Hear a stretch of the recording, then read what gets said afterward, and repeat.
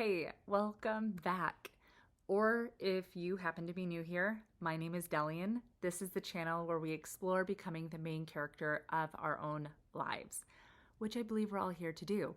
And I don't think that it happens automatically for a lot of us. I think that we have to create a lot of self-acceptance. From there, actually have good awareness to be able to see where we are versus where we want to go. And then we develop agency to actually move in that direction. One of my favorite ways of developing all three of these things is through astrology. And I am going to go through the sun and all of the houses / signs. So pull up your chart, check and see where your sun sign is, both in the sign and in the house. You can skip ahead to the sections where I cover those specific areas. You can see the timestamps down below. But before that, if this is at all valuable to you, if you are intrigued or find this interesting, I would love it if you liked, comment, subscribe. And by the way, the comments are amazing. I love them so much, whether they're here on the YouTube channel or in the Facebook groups where we discuss style and personality. I am so thankful for you. Okay, grab your cup of coffee and let's dive in. I am going to share a few things about the sun and how I approach reading the sun sign. I don't always believe this is the most powerful or potent part of somebody's chart. And I look at all of the planets and I ask the question, what is the energy of this planet offering? And the reason why the sun sign, I think, gets so much attention is because out of all of the planets, we experience the sun literally in a very visceral, physical way. It is without the sun, there would be no light, there would be no life, there would be no warmth, and all of these things are things we feel every single day. We're very aware of the power and the effect of the sun on our literal earth. And if you think about what that energy means, I believe that the sun sign showcases the energy you put out into the world, the way you affect people, how people feel about you. It is something we're exuding. I often in the past, doing readings, have shared that I think that the sun sign is almost like the vehicle that you do your life through. It's what people feel. It can be a lot about the natural impact you have on others, but it also showcases some of those things for you. Like, how do you literally move through your life on a day-to-day basis? Because again, the sun is happening. Like, all of the planets are happening every day, but we feel like we really do live our lives according to what's going on with the sun. And this is the light I think we naturally exude based on where your sun sign and house is. So that's my quick take on how I read the sun. And now let's start with sun sign in Aries, or the first house. If you've been around for a minute, you'll notice that I did a quick video about Aries energy and how I think it's often misconstrued. I know a lot of Aries people, whether it's a sun sign Aries, ascendant Aries, or just a lot of planets in Aries, and almost none of them fit the description of what Aries are like. And I think that's because if you think about the energy of Aries, it is the newborn. It is the first breath of air. It is this idea that you exist in this life, that you are here. It's newness. And with that, think about the exploration a baby will do, or like there's this sense of no fear that can happen with an Aries sun. And with that, with Aries energy. And with that, there can be this sense of foolishness or naivety or this sense of devil may care kind of attitude. But it could also just as easily be being a little timid, but it being a little uncertain. There's some wobbly legs here, right? This is a very, very new type of energy, and how that gets expressed, I think my take is that for Aries in particular, your energy and how you feel about how you can move through your life and how confident you are, how capable you feel, is based a ton on how much you allow yourself to fail with grace. Aries is about exploring, trying, failing, getting back up again. And if you ever got the messaging that failing was not okay, your energy may be suppressed. And if you want your Aries energy to exist, because that's what I think we're here to do, we're here to embody our energy in a way where we can experience the story of who we are and the life we want. You're here to live with curiosity, with openness, with trying new things. It's exploring what it means to be alive and allowing yourself the grace to not have anything figured out, to be able to try and wobble around in new areas. And you're like, literally a part of what you're here to do is to experience what it's like to be alive, to take action, to not have to overthink things, and to give yourself so much grace for when you do inevitably fail and fall. That is a part of the life journey. Okay, I know I've gone on a rant now. Let's talk about the sun in Aries. This is the energy people feel from you. It's like what you exude. And I think more often than not, if you have your sun sign in Aries, you have youthfulness. You have this sense of wide-eyed, wow. Like think about a little baby and they're seeing colors for the first time. Think of all of the firsts. That's the energy that Aries suns exude.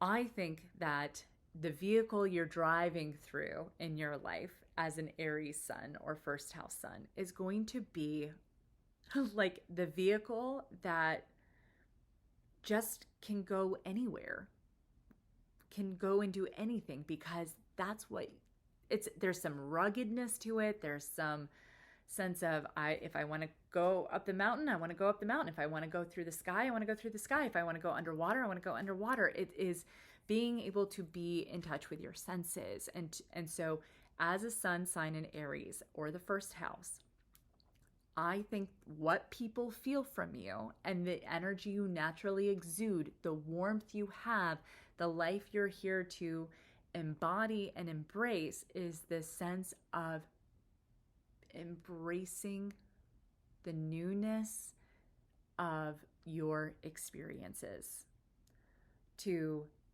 taste life, to literally, these are going to be the people who have lots of ideas, who have lots of, like, there's sparks happening all over the place.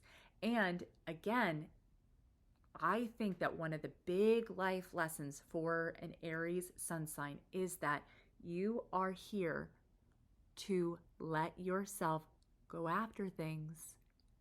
Those sparks, right? Those are for you to follow instinctually, intuitively, and you will fall down. That is a part of the experience too.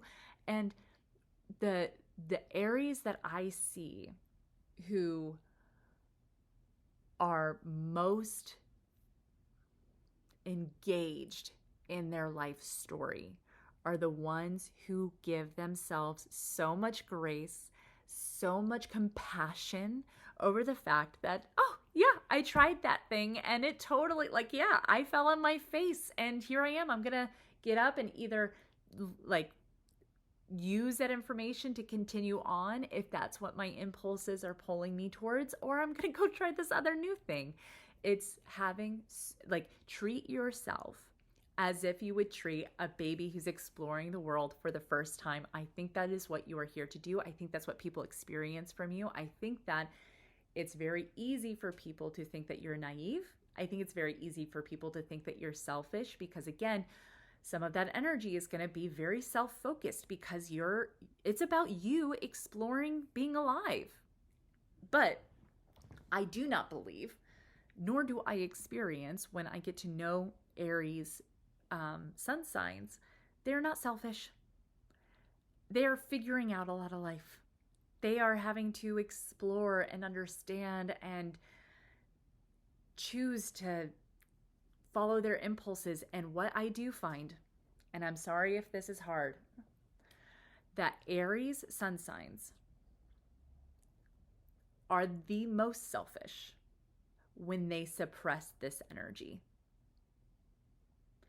because they end up outsourcing that to other people, like making other people in charge of giving them that sense of life and excitement. Or worse, they have their sense of light inside of them suppressed so much that they think that it's other people doing it to them, and they believe the lie that their light doesn't matter.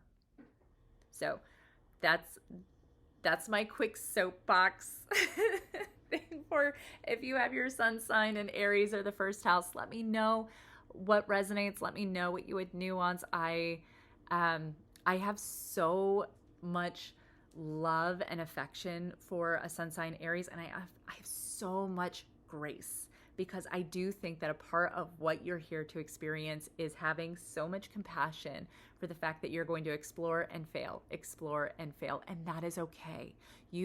This is why Aries often get told that they're entrepreneurs, right? Because it's like you can throw yourselves at something if you allow your impulses to be a part of the equation.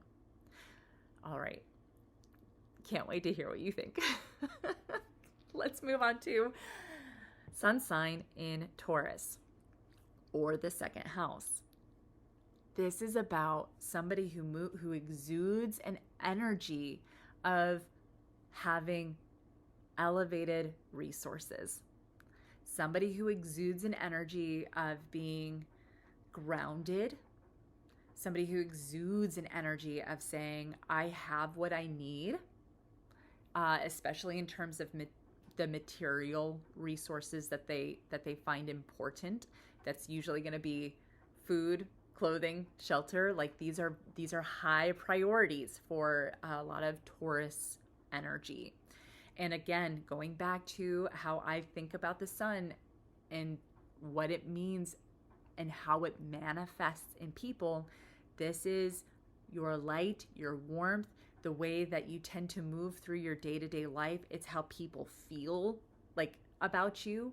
And I think it's the light we're here to live in, to embrace. Of course, there's all of the other parts of your chart that have such a massive impact on the whole picture. But I think your sun sign is like the vehicle you drive your life with. And so we want to take care of it. We want to make sure that this is alive in us, that the light is bright. And for a Taurus sun sign, this is going to be about embracing the fact that you do like luxury, that you do potentially have a desire to have an elevated experience, a cozy experience, a sense of security and enoughness. I do think that being conscious with your money and your resources, knowing your values, these are all going to be really important for you to embrace, and probably something you naturally exude. My experience and the literature out there generally says this is a lot of sun sign Tauruses are stubborn. So imagine you have that Aries baby, right? This newborn baby, and it's like exploring and crawling all over the place, and it's like, oh my gosh, everything is so cool. And Taurus is the baby down for a nap, and it's in its cozy crib, and it just got fed, and it knows that there's more food whenever the baby needs it, right? And this is That's the energy. Like that baby doesn't want to be awoken from its nap or taken from this cozy place. This is the energy of a sun sign Taurus. This is why they tend to put a lot of priority around making money, making sure that they have enough, making sure that their environment is in fact secure, cozy, generally elevated. And I do think that there's a desire for beauty, but for Taurus in particular, it is going to be beauty that leans towards, does it make you feel safe? Does it make you feel at home, right? It doesn't make you feel like you're anytime you cry, you're going to get taken care of. Those are the sorts of things that are important to a Taurus sun sign. So the way you move through the world, generally speaking, remember, this is still a newer sign. There is still a youthfulness to this, but it's a stubborn youthfulness. This is the energy that says, when I cry, I should be taken care of. This is the energy of, I need to have my resources in order. This is the energy of, my needs need to be seen. And what I will say is that if you have your sun in Taurus, and I think that this is true for the earth signs in general, careful that you don't overwork yourself and miss out on life because you're constantly working in order to make your life feel safe enough for you to enjoy. There are things that you can enjoy on the daily basis. I think rituals for earth signs are really helpful because you can, like, if you wake up in the morning and you know that every morning you put on your cozy slippers, instantly, I have what I need to feel elevated and resourced, warm and cozy. You go get your cup of coffee or tea, you instantly can sit there and embrace the luxury of these simple things that can make you feel grounded every single day, so that your sun sign in Taurus can be a lot of, I go do the things to get myself the resources I need to feel safe. That's not a bad thing, right? You tend to be reliable, even if you are stubborn. You tend to be you tend to have the energy of somebody who says, I am going to get this done.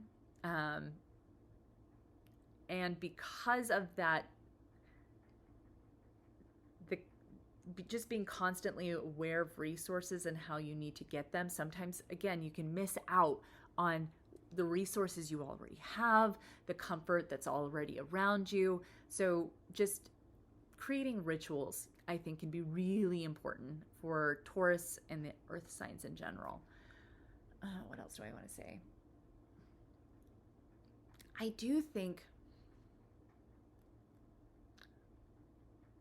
that there is something about Taurus sun signs that, like, this is still a baby sign, right? This is still very young. There is this thing of relying on other people. There is this element, whether it comes naturally to you or not is different, but I do think that there is a life lesson of being able to truly rely on people who make you feel safe, that really calm your nervous system.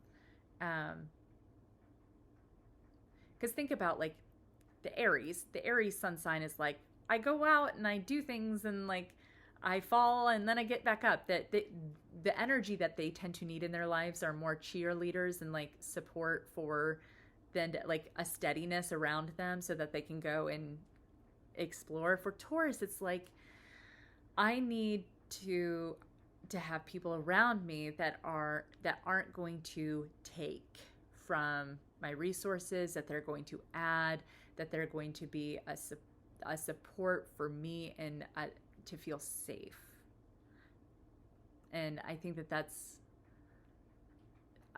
I've just noticed that this is a thing that seems to be important for sun signs in Taurus, or the second house. Also, earth sign,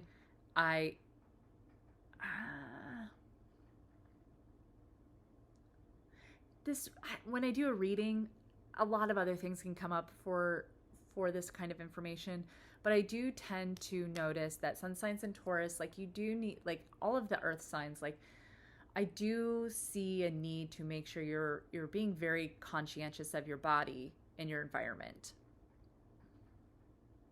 I do look at Aries as in the first house of some of your body, but I look at it more as your energy.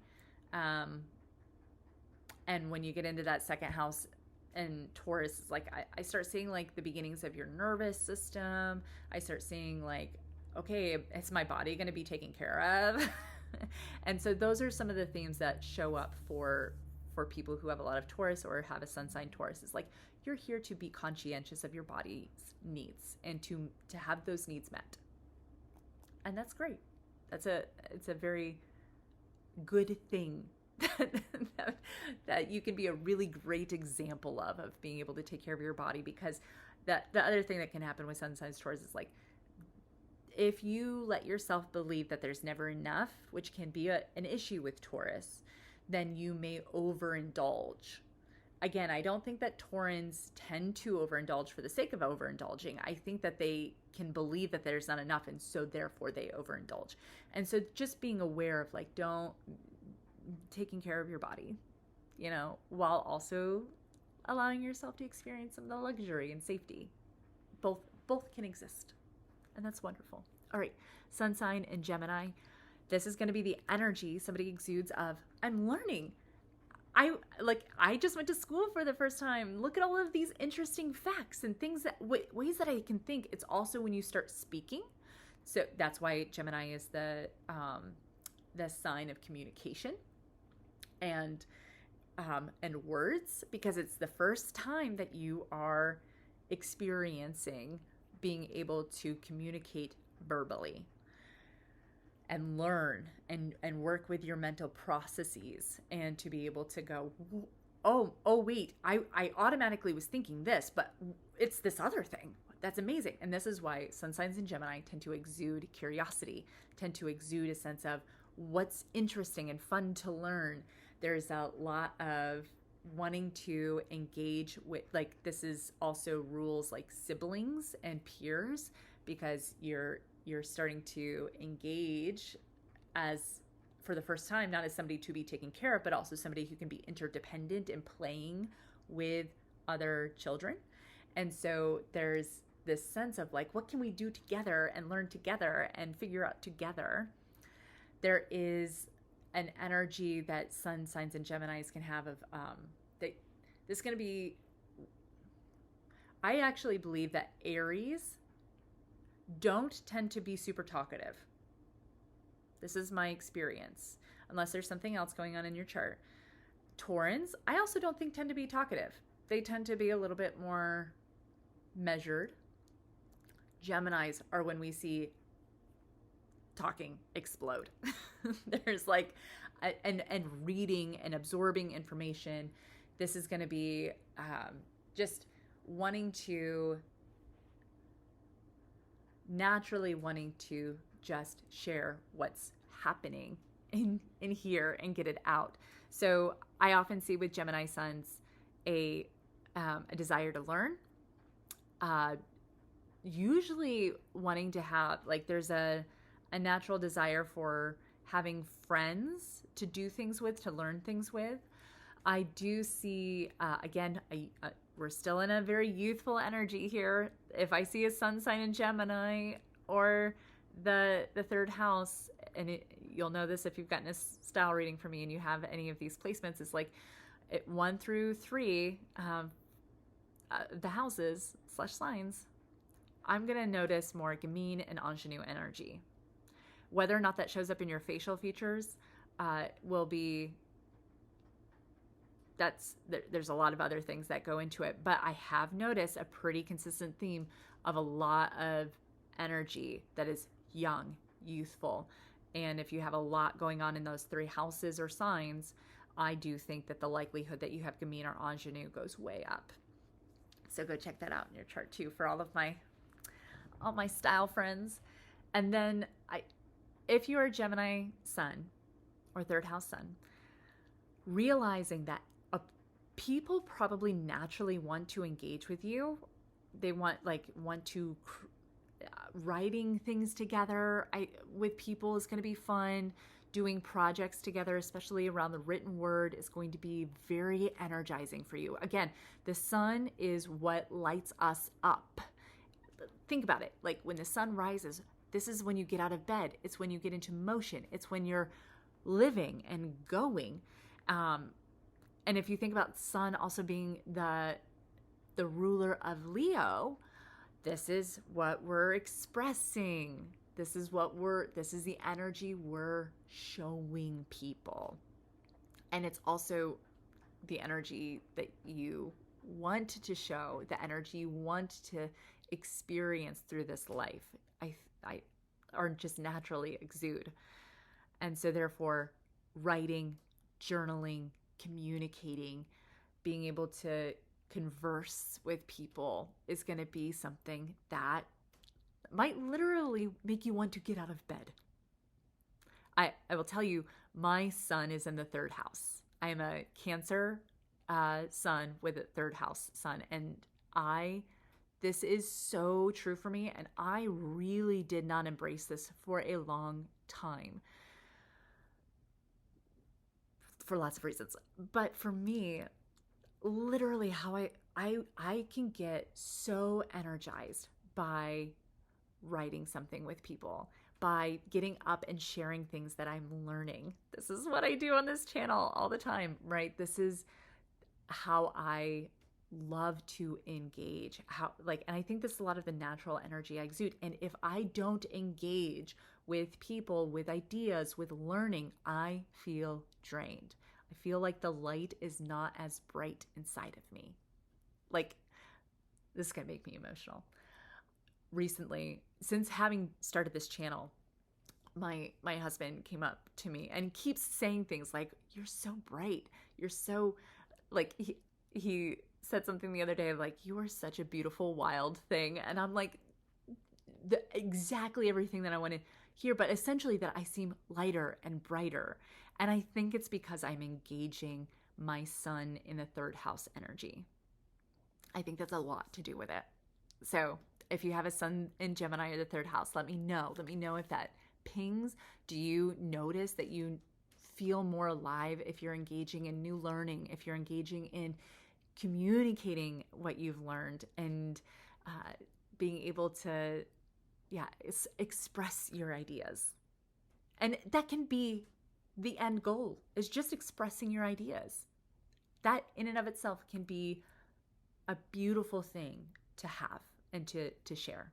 So, okay. Sun in Cancer or the 4th house. The energy that tends to exude from a Cancer sun, and I might do like a full deep dive on Cancer energy because I think this might be another one that gets misconstrued, because Cancers often get pegged with you're moody, you're sensitive, you feel too much, you're a homebody. Okay, I understand, but this is not a Taurus. Taurus is going to be like that elevated homebody. Cancer is going to be like, I've been out in the world, I went to school, I'm doing the things, and when I come home, I just want to be hugged. I want my emotions to be seen and to be taken care of. But that doesn't mean that they don't also want to go back out in the world. It's just that they want a place they belong, a place they're going to be emotionally taken care of. And the energy they tend to exude is that they can do that for people as well. It's important to them. It makes them feel like alive, which is nurturing. And nurturing, I said this in one of my recent videos, is not the same as coddling. I'm going to say that again. Nurturing is not the same as coddling. And I think this is one of the big things that's happened with Cancer. Yes, Cancers have big emotions. Yes, they are sensitive. Yes, they can be moody. But really what they are is that they feel the pain of the world, especially of children. And they want so badly for everyone to feel like they belong, for everyone to feel emotionally secure, emotionally loved. It's like, I think that Cancer suns just don't understand why everybody is not taking care of everybody. And that, like, there's just this drive to be aware of the fact that we are also emotional beings, that we also have feelings, that we also need to feel like we belong. And that's the gift that a lot of Cancer suns give, is you belong. How can I make you feel like you belong? And I think that those moody, sensitive Cancers that get talked about a lot are the ones that feel that they are not able to live in the light of doing the things that are actually nurturing for themselves, right? You have to feel like you belong yourself. That's like generally big work for a Cancer and Sun, or Sun and Cancer. But if you're not letting yourself live in the nurturing energy, then I think this is when we start seeing Cancer suns getting that dimmed, I don't know what my purpose is, everything feels like a lot. There's no outlet for all of the feeling. Cancers need an outlet for all of this love and nurturing that they want to give. And if they don't do that, I think this is when life feels very heavy. So again, Cancers exude the energy of, how can I make people feel like they belong, that they're emotionally cared for? And they have to make sure that they do this work for themselves first. And that'll be interesting. Maybe I should do that with all the signs at some point, the work each of the signs need to do. But the light you're here, that naturally, that again, it's the sun inside of you. It's the bright light within you already. It's just whether or not you're allowing it to exude, or if you're putting blackout curtains over it. It's there nonetheless. But if you put blackout curtains over it, you will feel de-energized. You will get seasonal affective disorder, right? Like on an energetic, metaphorical level, because you need your sun energy to feel energized, to feel alive. And you need to be embodying this energy. This is my theory anyway. This is what I believe about astrology, in order to, again, step into being the main character of your own story.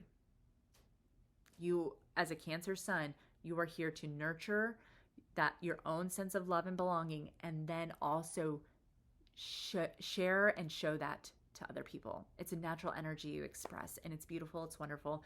I don't think that all of the feelings you have makes you weak. I, in fact, think it makes you incredibly strong and resilient. And I love it. Okay. Anything else I want to share about Cancer and Sun? I keep saying that backwards. Sun and Cancer.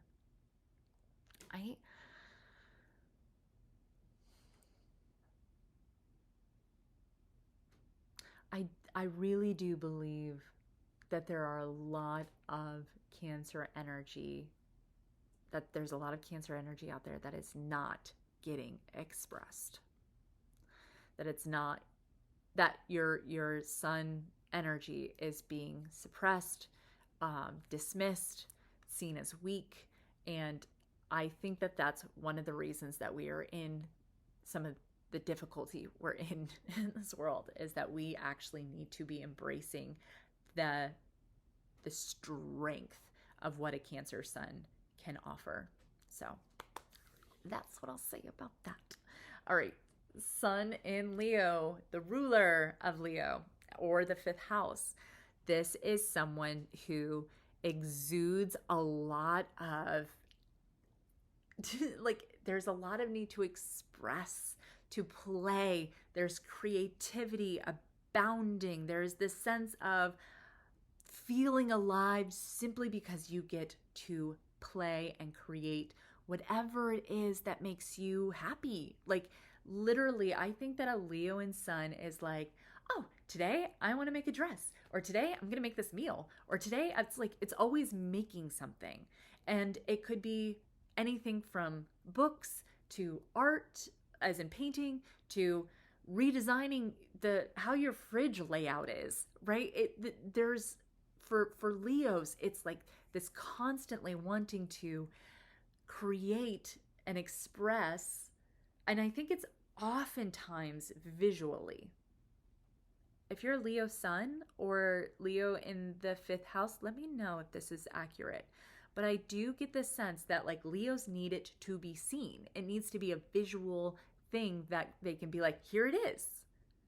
And sometimes it's literally on their body, like, here's this outfit, or here's this hairstyle, or here's this performance, right? But I don't think, and again, if you've been around, you know that I did a breakdown on this. I don't think that Leos are like, look at me. I think that Leos are, look at what I made. And this is important. Leos and Suns, like, you're here to create things. We need these things in order to feel, again, more alive.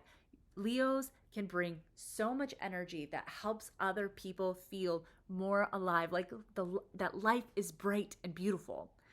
And if you have a Leo sun or in the 5th house, ask yourself, what do I want to make today that makes life feel brighter? There is no right or wrong answer to that. It's just what's true for you. And I think that for Leos in particular, following that inner light is paramount. Yeah, it's absolutely paramount because this is your ruler. And there is, again, this sense of youthfulness. Think young teenager, right? This is when we're getting into like the teenage years of like they're finding their identity. They're figuring out who they are, and they're making things and they're expressing things, and there's a lot of passion and there's a lot of energy and warmth. And I think that for the Leos I've noticed who end up not being the main character of their own lives do one of two things. One, they can wrap up their identity in how people experience what they create, which is problematic because then you don't have any control over that. You can't base your own happiness on how other people are going to react. That is literally, unfortunately, what it means to be a victim. And so if you base who you are on what you make and how people are going to be affected by like the appreciation or the affection or the attention you'll get from that becomes a way that they sabotage themselves in their own lives, versus when they allow themselves to love the making of something. And yes, the showing of it, but they know that their identity is not based on how people are experiencing that thing or experiencing them. It's like they need to be able to say, I made this. Yes, this is of me, but it isn't me. Or like how you feel about it is not how I'm going to feel about myself. And so if a Leo gets stuck in that, I think what can happen is they'll stop creating. They'll stop making because they have accidentally associated that light and energy that they have when they make things with the reaction that they get, which is good. Like, who doesn't love a positive reaction from an adoration, right? We do. But if you get too caught up into the adoration piece versus the creation piece of what brings you light, I think this is a Leo might stop making things, and that's when they step out of being essentially the center of their story. What else do I think that a lot of Leos have like this audacity element. And I don't even think that they know that they're being audacious. I think if you were to say like, you're so audacious, they'd be like, I don't know what you're talking about. But like there is this sense of like wild joy that Leos can have. And by wild, I don't mean like intense or in your face. Like wild isn't like wildflower joy. Like there is this like it's just natural. There's not a putting on of anything. It's a very natural expression of just seeing life as joyful and lovely and wonderful. There's a positivity that I think a lot of Leo's sons and Leos can have. And I think, again, I think that the world needs this. Maybe in particular that this is pretty important for Leo sons. No, really go look at your moon sign. Go and make sure you check out your moon sign and make sure that you're being just as like this is true for all the fire signs. Because the level the possibility of burnout, especially sudden burnout, gets a little bit harder for the sun signs because there's a fire energy here. And so you don't want your fire energy to be on, like, you want to be able to use it the way that you want to use it. Like all of, like, air, water, and earth all have their own version of this. But for fire signs, there is a need to make sure that you're getting sleep, that you're getting rest, that you're not literally burning the candle at both ends. So go and make sure what's going on for your moon sign. Go and check it out and say, okay, yeah, I'm going to make sure that I'm incorporating some of my moon sign into my life because you still need to sleep. And that'll be important, I think. Okay. Sun in Virgo or the 6th house. Sun in Virgo or the 6th house is going to be, this is like, you have the teenager that was out in art class, performing, making things, and then you have that person coming back home, and maybe there's younger siblings to take care of. Maybe there's just this sense of like needing to see the practicalities of life, or really just being very, very aware of the practicalities of life and how, you know, it's not a given that you're going to get fed. It's not a given that you're going to have clean water. It's not a given that you're going to have shelter. And so there can be a solemnness that can happen with a sun sign Virgo. There can be, again, it's still more youthful. We're still in the younger signs, but there does tend to be like an old soul quality that begins to happen here. I would say that this can happen for sun signs and Cancers as well. But sun signs and Virgos, we're going to start seeing like the mom, like a mom before she was ready to be a mom kind of energy, or having to step into a parental role pretty young. There is a lot of like needing to control your environment that I see with suns and Virgos. Because again, we're into another earth sign. We're into what's going on in the physical world around me. Food, shelter, clothing. These are all going to be very important for the earth signs. And so there's just like, is everything in order? Is everything taken care of? It's not, we can associate minimalism with some Virgo energy, and it can be minimalism, but really what's happening is that it's like order, which can be easier to maintain if there is less. But it's really a high focus on systems, having like everything in place around you, making sure, and a leaning towards more natural. Like we're back into an earth sign. When I look at somebody's chart and I want to know what's going on with their like in a big way with their physical body, I am checking out what's going on in the 6th house, because I think that the 6th house does a much better job of actually ruling what's going on with your body, especially when it comes to any health concerns or any kind of like, okay, I should be conscientious of this. And because Chiron is the ruler of Virgo, as I read it, this is when we can really get into, I have to take care of myself energy, because this is when we might first really start to experience a deep wound, because that's what Chiron is, the wounded healer, right? It could have started earlier, like Aries through Leo for sure, but it's like when, like the Taylor Swift lyric, like you're on your own, kid, like that's some Virgo energy. This is why it's a little bit heavier, a little bit more solemn, a little bit more like, okay, I'll do what needs to be done. And there's also a taking care of other people that can happen here. And with that, there can be a tendency towards being self-sacrificial. We'll see this for sixes. I'm talking Enneagram now.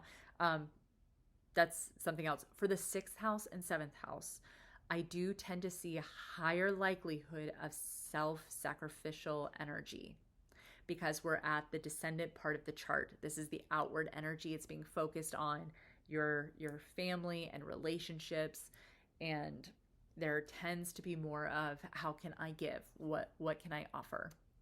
And so go check out your 6th and 7th house. I would say some of the 8th house, we're going to start seeing somebody who needs to wants to become aware of how people work so that they can handle it more appropriately. That's why they're into psychology and everything. But the 6th house, we're going to start seeing a tendency for the first time more towards being a bit self-sacrificial, a little bit more of some martyr type of energy, more of a thought that says something like, I can't live my life until everybody's taken care of around me, or until I have everything in order. There's more of a tendency for OCD type of qualities if you have a lot of Virgo. And I'm sharing this not because I feel like I'm just talking about lots of sad things. I am sharing this because as somebody, so my son's in Cancer. When I figured out that I was a Cancer and I realized, oh, I have all of these big emotions. Oh yes, like I feel like my emotional world is difficult and tenuous and like I can't get a grasp on it. And I started understanding as a Cancer sun that was like, that's just a part of my life experience. This is something I'm here to manage. Here's the strengths that go along with that. Same thing. And it normalized my experience. And I think that's one of the biggest benefits of astrology is that when we start normalizing is a form of acceptance. It's a form of seeing reality in its bigger picture versus being stuck in one like slit of reality.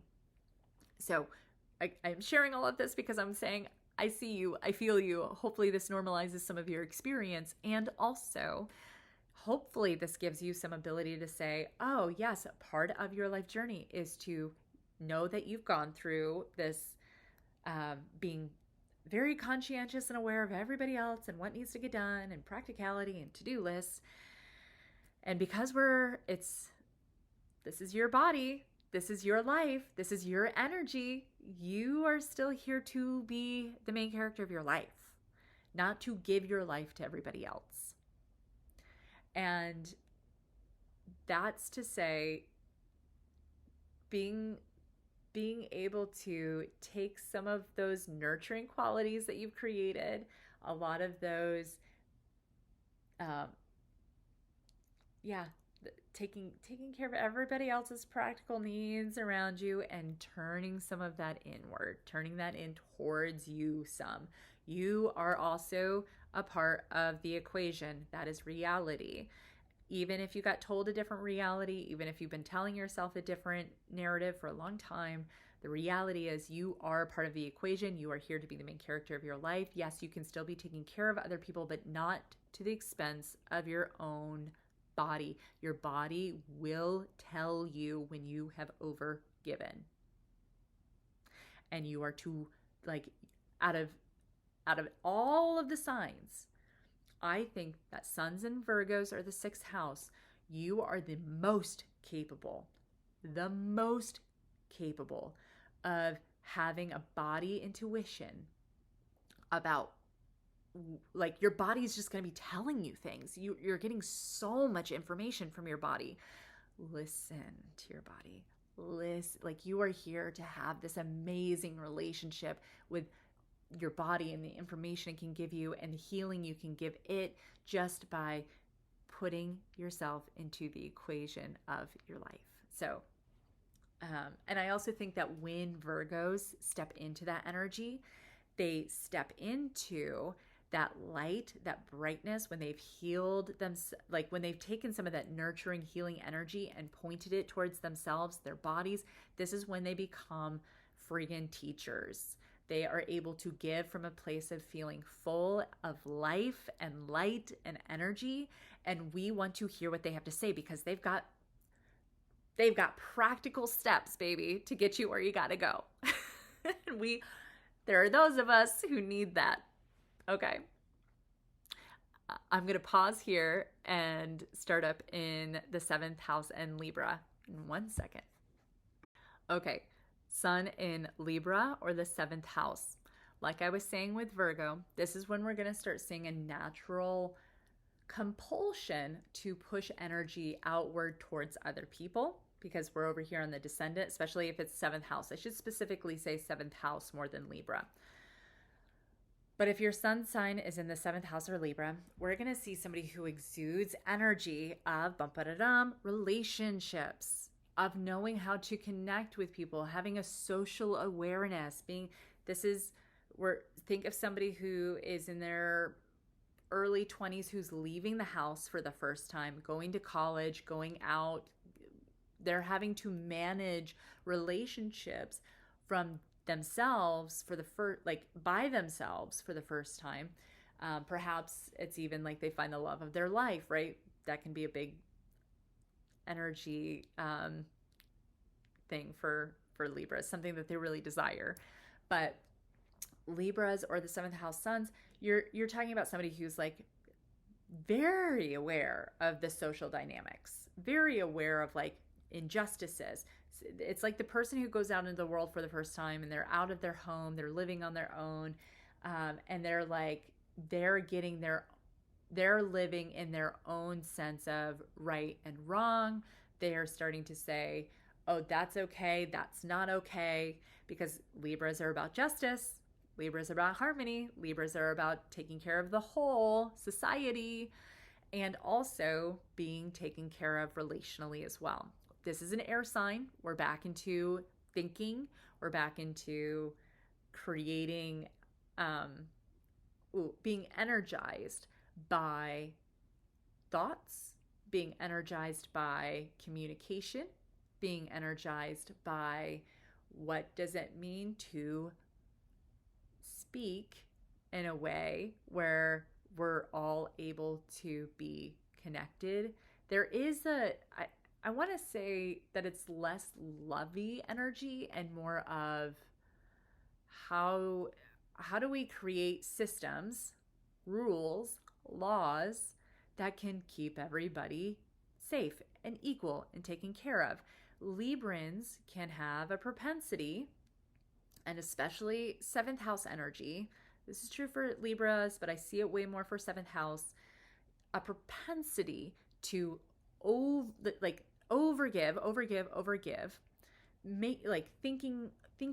thinking about what everybody else needs all the time. And if they're not careful, they think that everybody else operates the same exact way.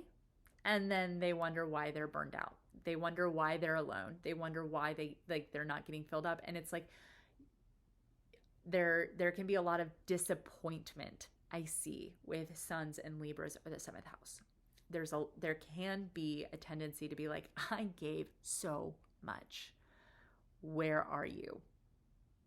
And I understand that. I get it. You do give so much. You do see what everybody else needs. You do think about what needs to happen, what needs to be communicated, what information needs to be shared in order for justice to happen, in order for a community to occur, in order for relationships to thrive. And not everybody exists in that same energy. And what I would say is that Suns and Libras make being seen as beautiful, or experiencing yourself as beautiful, being able to be in environments that are aesthetically pleasing to you. These are all going to be things that like fill your cup a bit. And also, I think a part of your life journey, your life lesson, is to not overgive all of your light, not overgive all of your energy, and make sure it's some of the same lessons that I see with Virgo and sixth house suns, is that, and it's because it's over here on the descendant. Sometimes I think Librans feel like the reason they exist is to exude their light and energy for others. And there is some truth to that, but you must also receive. You must also be open to saying, I want to have light given to me as well. And sometimes you have to ask for it instead of waiting for everybody to exist on the same level you do. It's not going to happen. And I'm really sorry. I feel like I'm just disappointing Librans everywhere. But I think that some of what you're here to do is to be able to showcase what it looks like to have really good boundaries. And I think Librans hate that. And I tend to see in Librans this propensity to either be in a giving state or a shut off and reclusive state. And I think that one of the things Libran suns are here to do is to learn how to balance their life force so that they're not overgiving, and so that they're not, because what happens is they overgive, they don't get enough, and so they just shut down and say, well, everyone's cut off then. But you probably do get filled up and fueled up by connecting with people and by making the world a more beautiful place for everybody. And the world needs that, needs that from you. But the world also needs you to take care of yourself, to let your needs be met, to acknowledge you have needs, to be able to say, yes, okay, I have, there's a need to advocate for yourself before it gets to the insane burnout level. Libran suns, we're again, air sign, you're going to likely be very good with words, be a good communicator. You're likely charming. You're likely, people probably have an affinity for you, again, unless you have cut yourself off from that sunlight. If you have the blackout curtains, the metaphor that I've been using, on your own energy. Because I do think that Libran suns are here to exude what it's like to be able to have beautiful relationships, to be able to say, this is what it looks like to show up 100%. This is what it looks like to be somebody who is all in, who is committed, who sees the beauty in you, who sees the potential and the harmony we could all be experiencing, not just in our own mini society, but in the society at large. These are going to be Libran qualities. And if you don't let yourself express that light, I think that's when we start seeing Librans who get shut off from their own sense of feeling beautiful, or feeling like they're allowed to experience harmony and love and light, or that they don't like, or it's too vulnerable to receive from other people. And so those are some life journey life journey arcs that I tend to see for Libran suns or in the 7th house. What else do I want to say about that?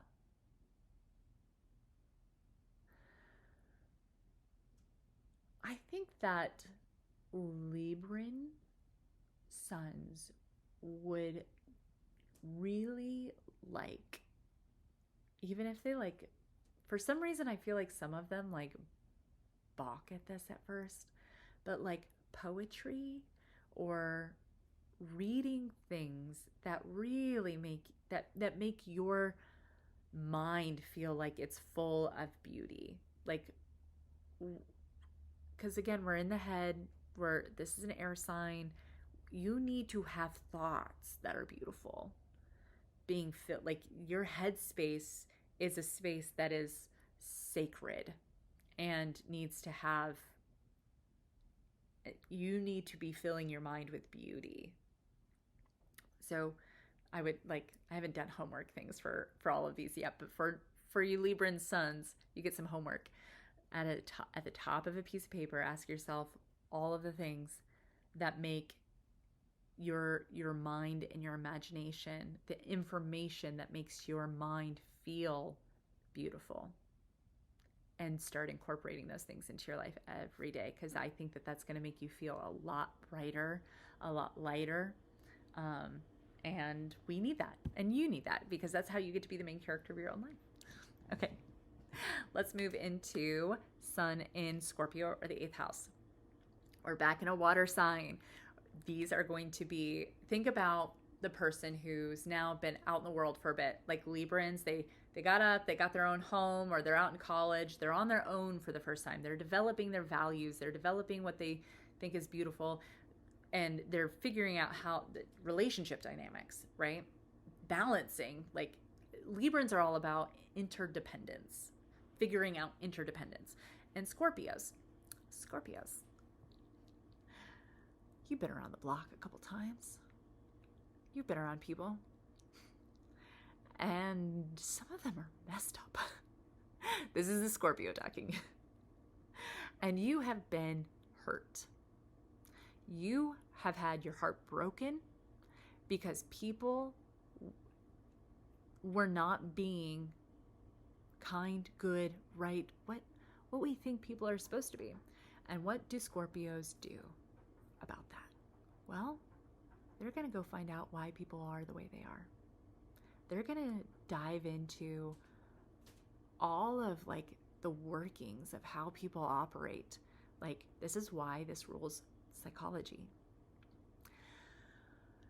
And this is also like Scorpios are starting, like, think about the person who like experiences things that are like outside the norm, taboo things, the dark, deep stuff that like as a child, technically, like theoretically, you weren't ever exposed to. And it's somebody who's like, okay, the world is, there's a lot going on here. There is a shadow side. And we got to figure out why people operate the way they do so that we can stay protected, so that we can make sure that we're not getting hurt in relationships. Because again, the 8th house, especially 8th house, although Scorpio too, 8th house is over here on the descendant. And this is where energy is going out. And you're connecting with people. It's still a relational area. And Scorpio energy is like the heartbreak of relationships having not worked. This doesn't mean romantic. It means any kind.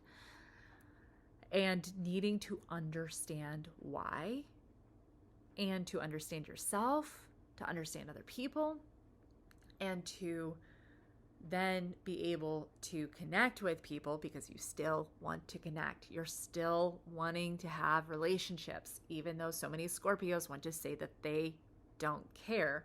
They do care. They just don't want to care. And I understand.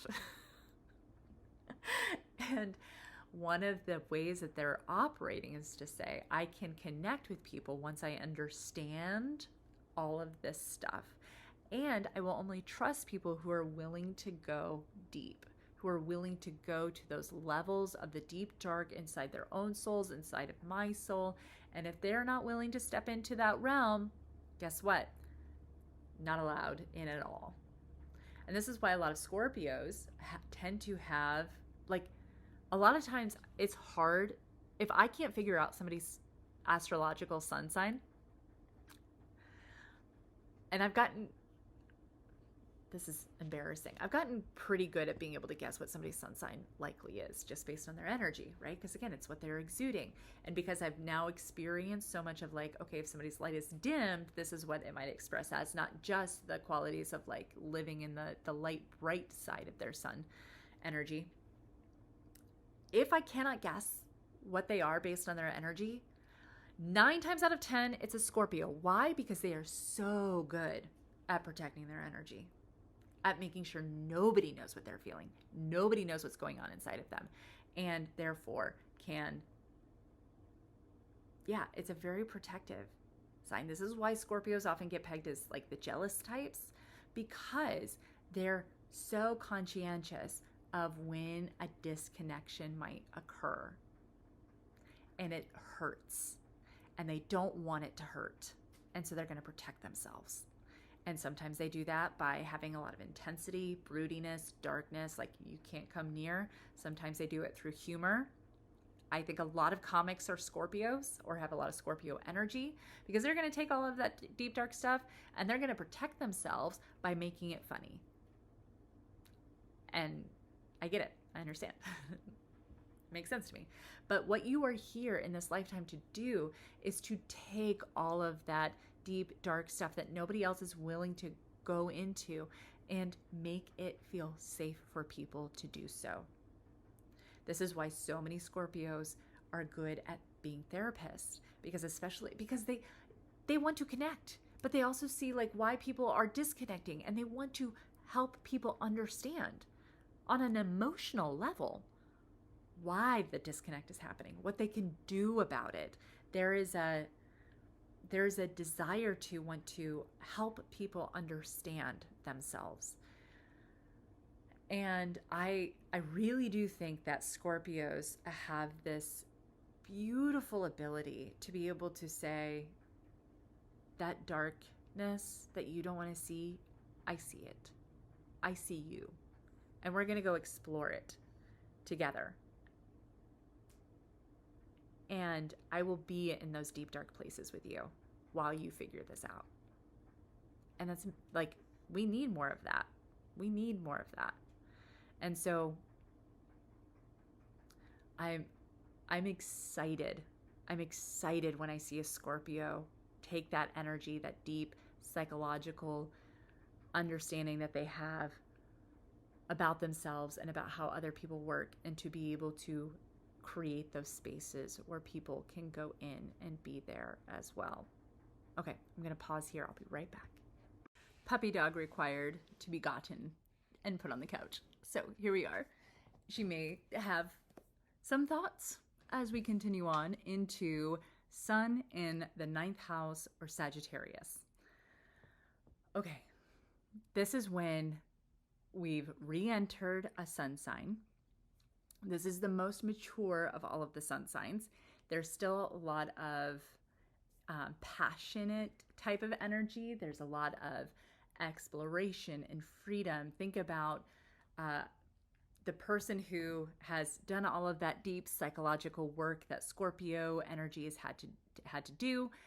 And now they're like, you know what? I just kind of want to be free. I want to be light. I want to go and explore what's out there versus what's in the deep, dark unknown of the psyche. They want to go and explore different cultures, different experiences. They realized that there was only so much they could learn by delving inward. They also had to go and really understand how people lived and how people thought, the ways that people experience life. And so if you have your sun, which is how you feel alive, light, and it's just not alive, it's like the light you exude, the energy you exude. I think that when you're living in alignment with the what I would call the high side of your sun's energy, this is when you wake up with energy. You wake up feeling alive. You wake up with the sun and you're like, hey, this is the energy I'm here to exude. I'm in alignment with it.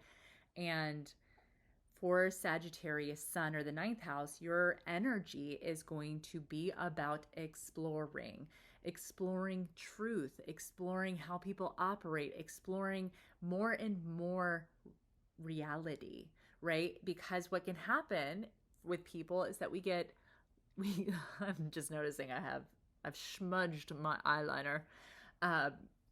What can happen is that we can get stuck in, this is what we think, or this is the narrow way in which I see myself, I see the world. And if you have a Sagittarius sun, you are here to expand that lens as much as possible. And if you feel like your energy is depleted, or if you're like, when you wake up, it's like you feel heavy, you want to feel light, literally and figuratively, that means as a Sagittarius sun, you might be staying too closed-minded. You might not be in an exploratory space. And what's really fun is that Sagittarians are here to share the experiences.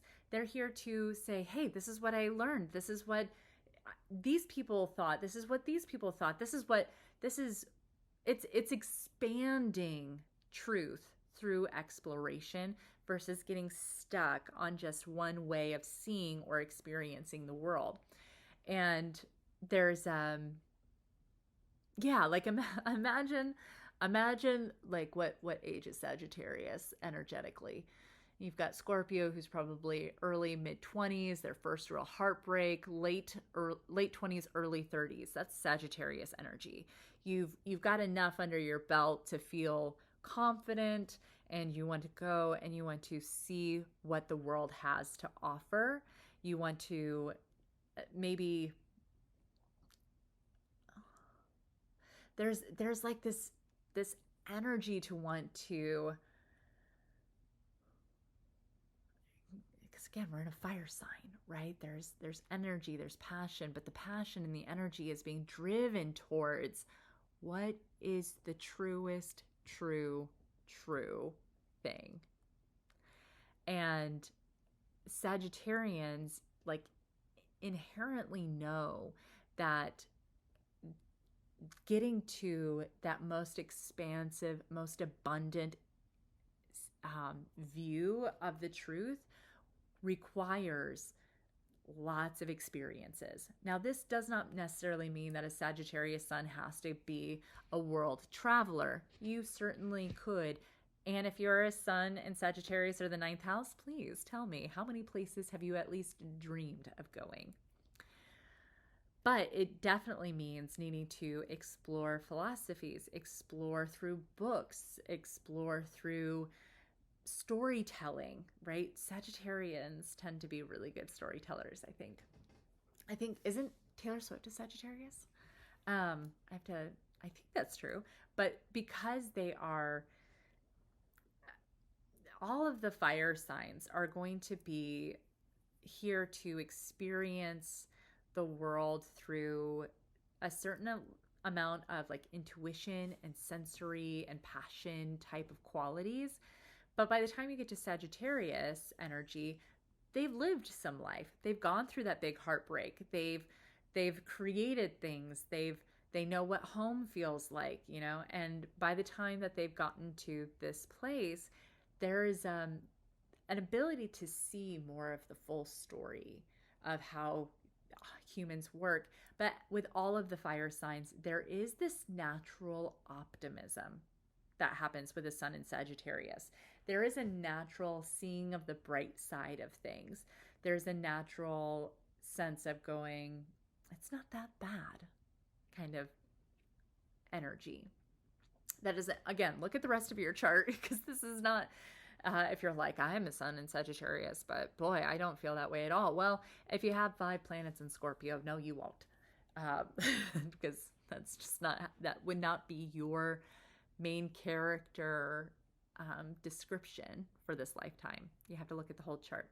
But I do think that if you want to feel alive, energized, light, bright, the energy you naturally exude is in Sagittarius, then you are here to be in that adventurous state. I think that this would be interesting for Sagittarians if you wrote at the top of a piece of paper, explore, interests, or places you want to see, things you want to experience. Write all of that stuff down.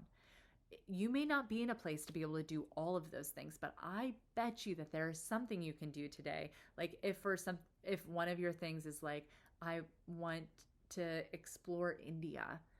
Well, at the very least, I bet you can go put on some music that's from India, right? You might be able to find a YouTube video. You might be able to grab a book or find something that you can put in your house that makes you feel like you're in India. You could cook a meal that's from India. These are the sorts of things that are really good for Sagittarian sun signs. Because again, if you notice that your vitality seems to be leaving you, your sense of like why you're here is like not clicking, chances are you're not letting yourself be in that exploration state. And again, what that exploration looks like is different for every type. Taylor Swift seems to be exploring like this adventure of songwriting. And I don't know what all else is in her chart, because she definitely does seem to want to take in some of the psychological elements that I would pin to Scorpio. But there is this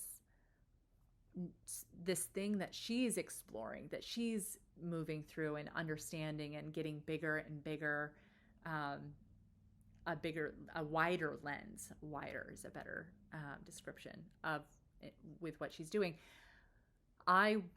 Whatever your exploration is, that's for you to know. And you could look at the rest of your chart. If you want to do a reading and you have this specific question, you can definitely let me know. And I can look and see what's going on in your whole chart. That might give some clarity to that. But essentially, you are here to explore. What you're here to explore is something for you to explore. And let me know. Do you know what it is? Do you notice that? I don't even know if you have to know what you're exploring, but you definitely have to be exploring, even if it is what you're going to explore, in order to feel that sense of, wow, I wake up with vitality, because I think that's what the sun shows us, is our vitality. What else do I want to say here? Sagittarius energy also tends towards teaching. When I look at all of the signs, I tend to notice that Sagittarians have a bit of that professor kind of vibe, a bit of, because they have this natural experience of having more of the story kind of embodied in their makeup, if you will, their energy blueprint. There's something that they are here that they can share with people. And so they tend to be good. They like to share information. And this can come with a learning curve for Sagittarians, because sometimes they can have lack of tact. Sometimes they have a hard time knowing when to share something or when not to share something. So that's just something to be aware of in your own journey as a sun in Sagittarius. Like, again, if that's something you've experienced and you're like, why the heck does this keep happening? Remember, I love using this information as a way to be able to understand and accept ourselves, and then have more awareness of like, okay, these are my natural struggles. This is where I would like to be. This is what I have to do now in order to get from here to there, right? So just first, if having what oftentimes will be described as lack of tact is something you've experienced, just know that that's a part of the life journey. That's something you're here to grow through. Nothing is wrong with you. It's just one of those things. Like, I have all of these emotions that I have a really hard time regulating as a sun in Cancer. That's, to me, knowing that is empowering, even though it's like sometimes hard to face. Okay, let's go into sun in Aquarius, or the 11th house. We're back into an air sign. Oh no, can't do Aquarius. Capricorn and the 10th house. Must be excited about getting into Aquarius for some reason. Although I love Capricorns, and when your sun is in Capricorn or the 10th house, we're in an earth sign. There is a groundedness, a sense of practicality. We're back into being very aware of our resources. We're back into being very conscientious of having enough. So imagine that the Sagittarius energy has gone out and spent all of their savings to explore the whole world, and now they're destitute. This is when the Capricorn energy pops back in. It's like, okay, yes, we did all of that exploring. We, explored, like we were frivolous with our money, but now we need to get back on track. We need to be steadfast. We need to be dutiful. We need to be getting things done so that we have the security we need for our whole lives. Where this is the most mature of all of the earth signs. So there is this sense of being able to say, okay, I notice what tends to happen if we don't take care of our future now.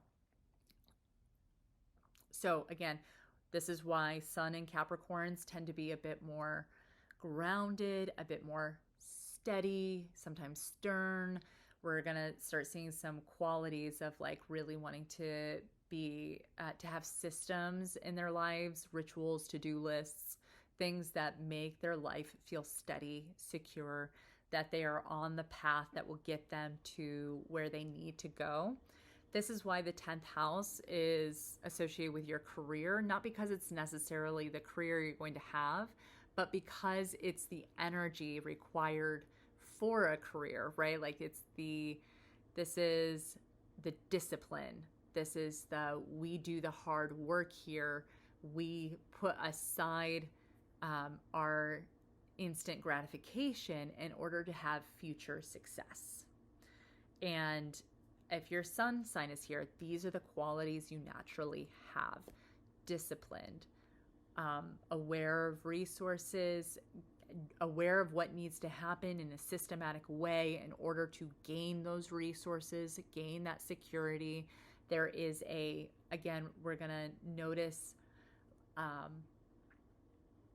some more like, it's not the intensity of Scorpio or Aries, but it is like a stern kind of intensity, a stern, grounded intensity. There is I have my life together attitude that some Capricorns can have.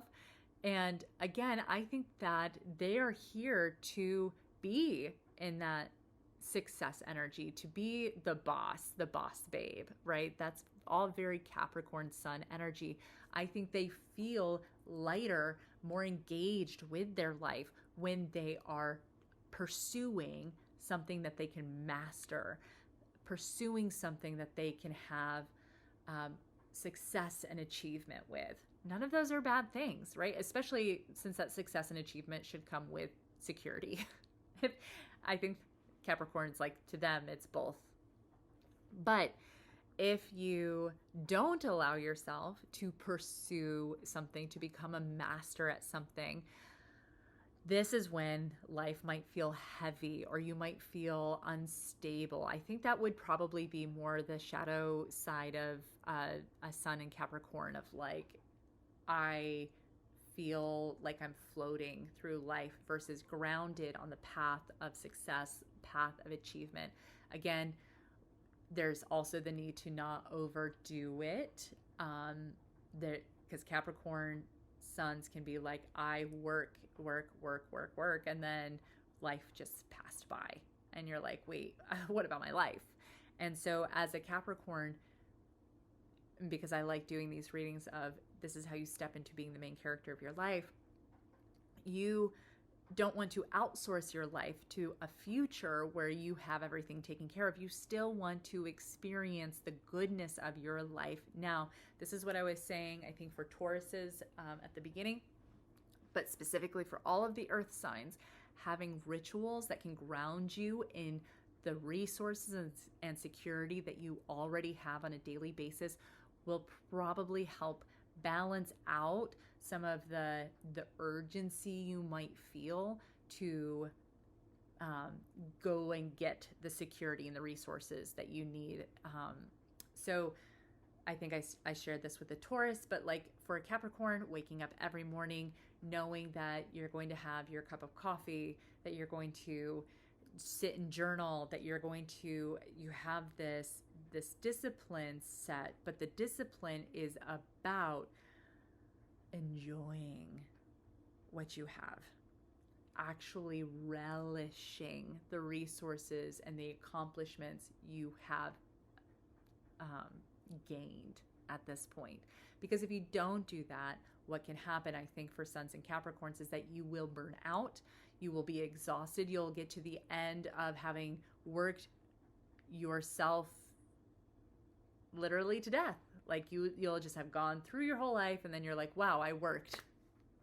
And that is, I should probably do this for each of these at some point, but essentially the underactive sun and the overactive sun expression. The underactive is going to be that floating feeling. I don't have any systems in place. I don't know what, like, I don't have something I'm going after. And then the other side is like pure burnout / I just worked my life away. That would be the over expression of your sun sign in Capricorn. And what you want is you want balance. What you want is you want to enjoy your life while you're working hard. You want to enjoy the resources and achievements you have now, not at some future date when you have achieved all of the things or done all of the stuff. Like, this is going to be a really good way for Capricorn suns to take care of their life, their energy, their vitality. And so yeah, any kind of grounding in the present moment and really experiencing the quality of your resources in a way where you can tap into the gratitude for yourself for having them and for the thing itself, I think would be really helpful for Suns and Capricorns to just feel a bit more balanced in life. So let me know. If you have your sun in Capricorn, does this resonate? Would you nuance any of this? I would love to know what rituals you may already be using that you find helpful. Because yeah, let's share the word so that we can all help each other get where we want to go. All right. Now we will go. Speaking of helping everybody get where they got to go, let's move into sun sign in 11th house and Aquarius. Back into an air sign. This is the last of all of the air signs. We're back in our head. This is going to be somebody who experiences their energy, their vitality, what makes them feel like they can move through life effectively and efficiently, is going to be somebody who's very aware of humanity at large, very aware of what needs to be invented and created, what ideas need to be had in order to expand humanity and society. How can I express my own uniqueness that would then help humanity, right? Because as we get through all of the maturity of these signs, right? Because Capricorn is going to be like your mid 30s to early 40s.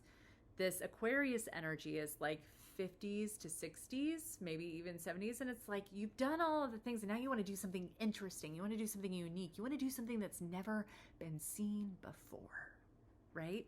And there's a drive to want to, you're aware of all of the people that exist, right? If you're sometimes Aries through Leo, we can struggle with like knowing that there's others, unless you have a lot of other stuff in your chart. I mean, most of us have something, in the chart that helps balance this, but there can be a propensity for the Aries through Cancer, through Leo signs to be like very aware of themselves.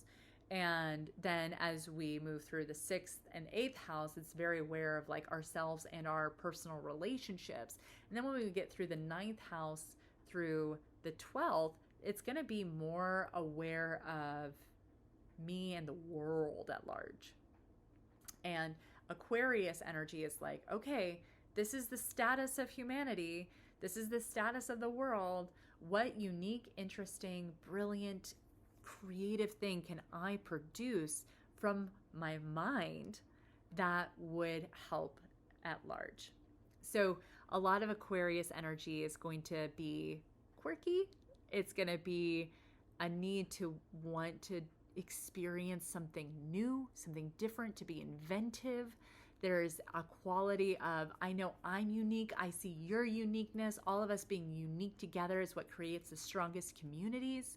There's a deep longing to share ideas, but like it's very inventive. It's very like, how can we get together and think of new things of how we can interact and be and make all of our lives better, right? All like inventions tend to happen during a lot of Aquarius energy that's going on.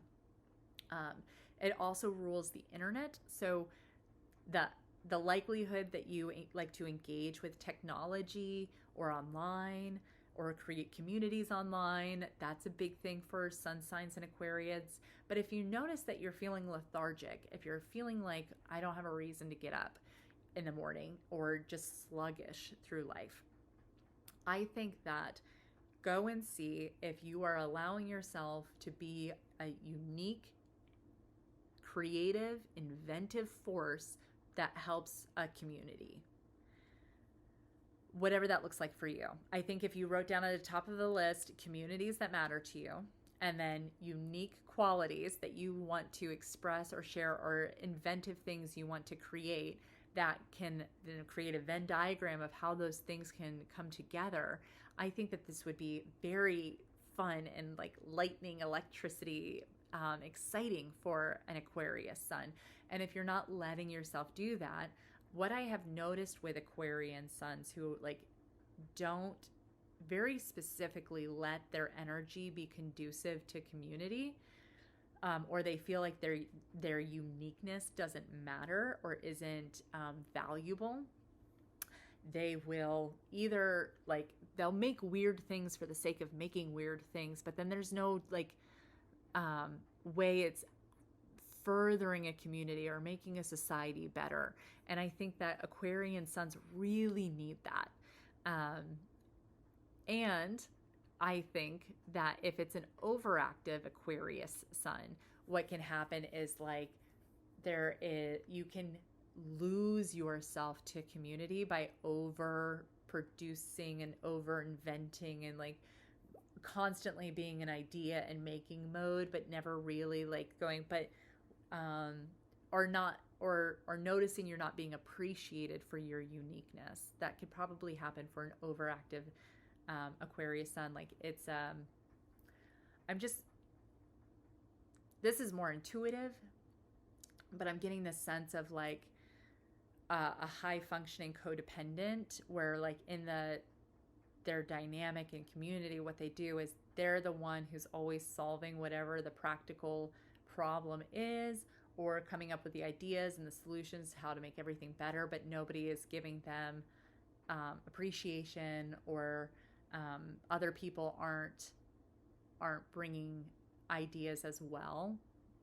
And so that I think that might happen sometimes. Just make sure that the communities that you're involved in, it's actually A, something they're asking for, and B, something that you're getting appreciated for, which if they're asking for it and you're delivering, chances are that's happening, which is wonderful.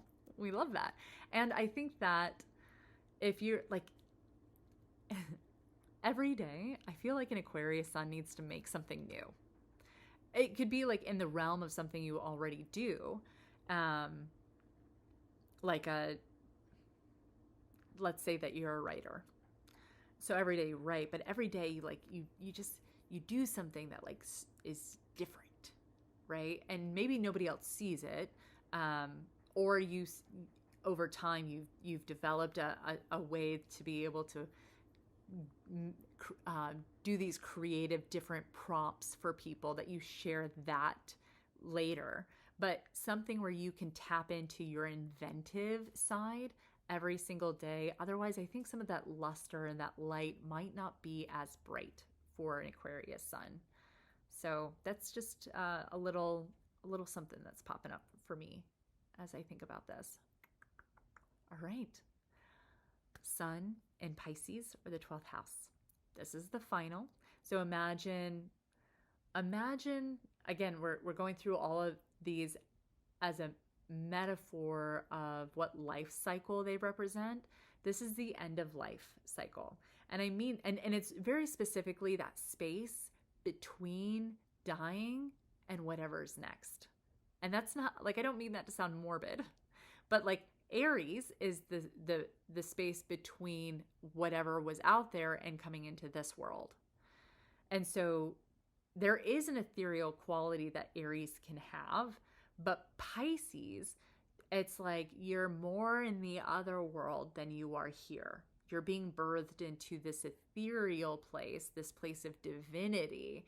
There's this energy of like, you can see the whole picture. You can see that we're all here to be loving to one another. We're all here to be connected. And like you have like this sense of like, we are all divine. We all are connected and beautiful and wonderful. And there can be a kind of sensitivity that happens for a Pisces because I often use the phrase, not quite of this world. And it's because like for them, there's like this almost awkwardness that they still have a body, that they still are here. And like when people don't behave in a way that's like that is according to that divine sense that they have, it's jarring. And so Piscean energy, a sun in Pisces or the 12th house, tend to be there's a sweetness. There's, again, we've come full circle, and there's an ageless kind of naivety. I say this every time. I said it right when I was talking about Aries earlier. But there's this sense of innocence that Piscean energy also has, but there's an ageless quality to it, versus with Aries, it's like very new and naive and innocent, whereas Pisces, it's like, it's Lana Del Rey, I've seen it all, and and yet there's this softness because you've seen it all and you realize it's all love, it's all kindness, it's all divinity. And when other people aren't operating from that place, it's very odd. It's very like, what the actual F is happening? I do notice that for a lot of Pisces, there is I think I said this, but a sweetness. There's a desire for everybody to get along. Emotionally, especially, like there's like, why wouldn't we all just love each other? I don't get it. I do think that if you have your sun in Pisces or the 12th house, you come alive when you have your own connection to the divine, an emotional connection to the divine. There is a quality here of knowing that you're a spiritual being. Again, unless there's something else going on in your chart that's like making this hard to access, like if your sun is squared Saturn or something. But generally speaking, there's this undercurrent energetic knowing that you are a divine creature and that everyone's here to be loved and everyone's here to be connected to their soul and to the beauty that life is and the beauty that's beyond. And there's mysticism and there's fantasy. And if you don't allow yourself the connection to the divine, I think this is when we start seeing Piscean energies kind of like the fire, the light dims. And that would be the underactive, like just believing that there's no magic would be a Pisces who's let the fire die inside of them or let the light go out or pulled I like thinking more as like they put blackout curtains over that area of themselves. And I think the over-functioning sun in Pisces is going to be the one that's like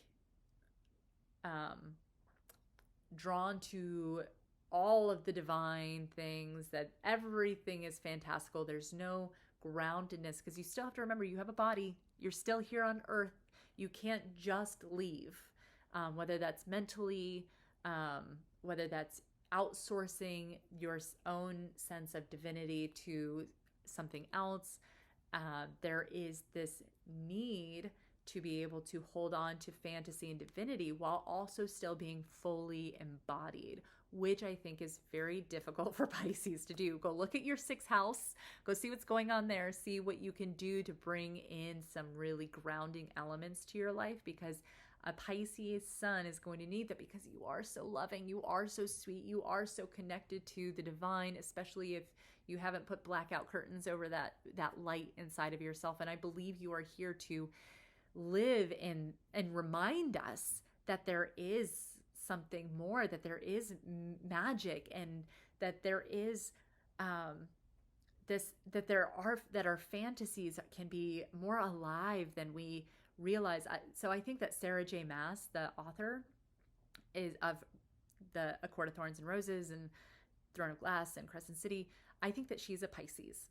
And I think that this is a really good example of somebody who's taken the fantasy and created something embodied with it that could then be shared. I don't know the rest of her chart, but that would be a Pisces who uses her fantasy in order to still be a part of this world.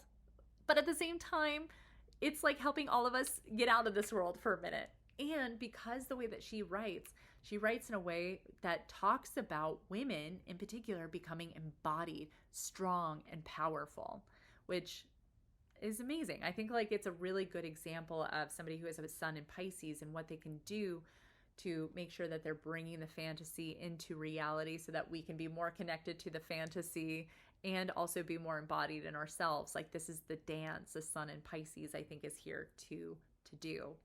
And that's beautiful and that's lovely. Also, I didn't do this for all of the the areas, but if you have your sun in the 12th house or Pisces, I do tend to see more of a ethereal possibility in your features, but certainly in your style priorities, a need to have that fantasy element, whatever the fantasy is for you. And that would be really good homework. Fantasy, write down, what are they for you? What makes you feel connected to the divine? Write all of those things down and then bring them in a tangible way into your life, because I think that this will be very helpful in terms of, again, letting that light shine in you. This is how people feel you. This is how people connect. Or not, it's not how people connect with you. It's like how people are affected by you, right? Think about the sunlight. How does that affect us? This is how you can, this is, I think, the way that you're affecting the world naturally, but also what makes you feel more light and bright and like energized and ready to go. So let me know if you have your sun in the 12th house or Pisces, if that resonates, what you might nuance or what you've noticed in yourself. And again, especially for sun in Pisces, go and check where you can get some groundedness in your chart and notice if there are any squares or oppositions to your sun, because you might notice that you have a flip-flopping or seesaw tendency between the Pisces energy and whatever that other energy is, simply because Piscean energy is so malleable.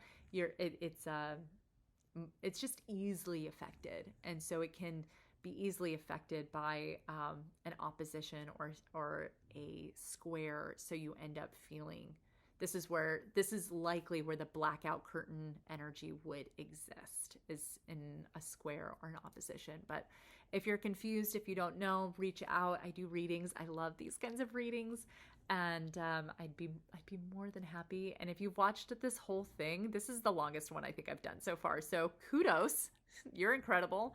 And I know I said this at the beginning, I'll say it again. It helps so much if you like, comment, or subscribe. And if you want a reading, definitely reach out. I'll make sure my website's in the description. And yeah, I will see you in the next video. Okay, bye.